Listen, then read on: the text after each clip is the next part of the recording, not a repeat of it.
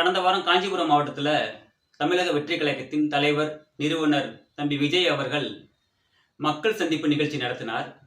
அதன் பிறகு இப்போது சமூக வலைதளங்களில் மெயின்ஸ்ட்ரீம் மீடியாக்களில் யூடியூபில் பார்த்தீங்கன்னா வேற மாதிரி விமர்சனங்கள் வருது. நாம் அதை பற்றிலாம் பேச வரல, நாம் அதை பற்றி கவலைப்படவும் இல்லை. நான் ஒன்றை மட்டும் சொல்லிக்கொள்ள விரும்புகிறேன்.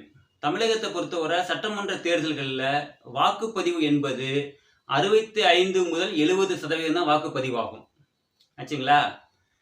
அப்போ திமுகவுக்கு 40 இருக்குது, அண்ணா திமுகவுக்கு 50 இருக்குது, அல்லது திமுகவுக்கு 50 இருக்குது, அண்ணா திமுகவுக்கு 40% இருக்குது. அதெல்லாம் ஒன்றும் இல்லைங்க, எல்லாரும் தோந்த கட்சிகள் தான் ஆச்சுங்களா. ஆகையினால நாம் ஒரு விஷயத்தில் கவனம் செலுத்தணும். தமிழக வெற்றி கழகத்தின் தலைவர் தம்பி விஜய் அவர்கள் அப்படித்தான் பார்க்குறான்னு நான் நினைக்கிறேன். ஏன்னா அடுத்த வருஷம் வரக்கூடிய சட்டமன்ற தேர்தலில் வாக்குப்பதிவு என்பது 65 முதல் 70% தான். இப்போ 5% எப்போவுமே தனியாக கொஞ்சம் பேத்துக்கு போயிடும். அப்போ மீதி உள்ளது 65% தான். அதாவது 70 இருந்தால் 5 கழிக்கிறோம், 65 இருந்தால் 60 கொண்டு வரணும். சரி, இப்போ நம்ம 65ன்னு வச்சுக்குவோம். நம்ம தமிழக வெற்றி கழகத்தின் தலைவர் தம்பி விஜய் அவர்கள் தலைமையிலான டிவிகே, அதுக்கப்புறம் கேடுகட்ட ஆட்சி நடத்தும் திமுக, எதையுமே இது வரைக்கும் கண்டுக்கல. இப்போதான் வர்றாங்க யார்? அண்ணா திமுக. அப்போ எவ்வளோ வேணும் ஜெயிக்கிறதுக்கு?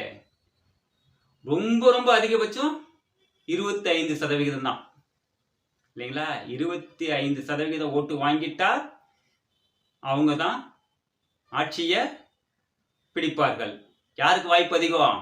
நமக்கு தாங்க.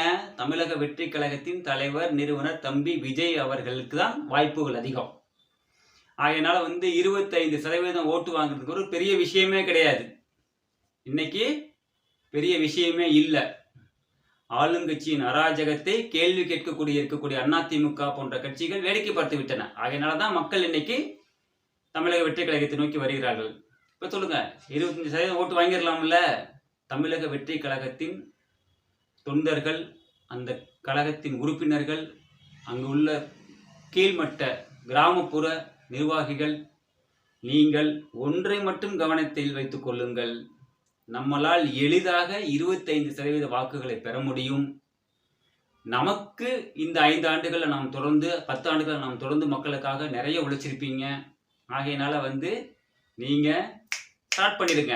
காஞ்சிபுரம் மக்கள் சந்திப்பு நிகழ்ச்சிக்கு பிறகு 2026 தேர்தல் ஆட்சியும் நமது,